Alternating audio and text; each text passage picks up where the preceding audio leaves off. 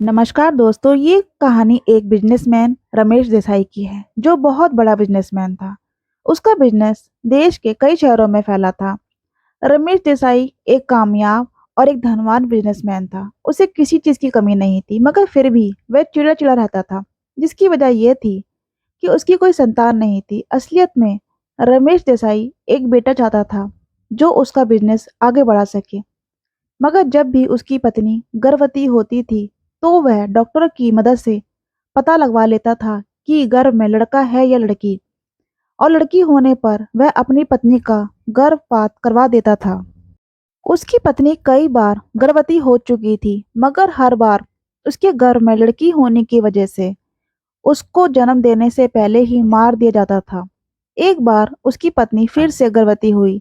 उसने फिर से डॉक्टर की मदद से पता लगवाया कि गर्भ में लड़का है या लड़की। इस बार उसके गर्भ में जुड़वा बच्चे थे, जिसमें एक लड़का और एक लड़की थी। रमेश देसाई को लड़के की लालसा थी, इसलिए इस बार वह कुछ ना कर सका और उसकी पत्नी ने जुड़वा बच्चों को जन्म दिया।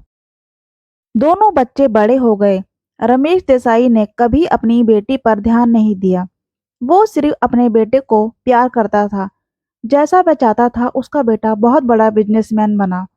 उसका बेटा बिजनेस के सिलसिले में अक्सर बाहर ही रहता था।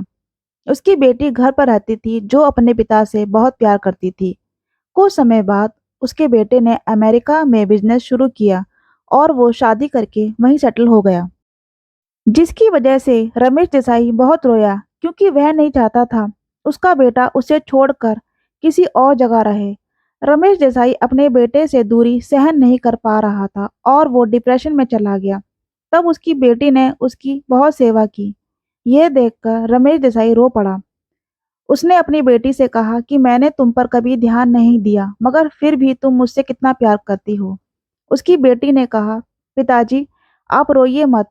मुझे माँ ने बहुत पहले ही बता दिया था कि आप मुझे पैदा करना नहीं चाहते थे। फिर भी मैं हमेशा से आपको प्यार करती हूँ, और अच्छा हुआ भगवान ने आपको एहसास दिला दिया कि ज़रूरी नहीं बेटा ही हमेशा साथ दे। रमेश देसाई को अपनी गलती का एहसास हो चुका था।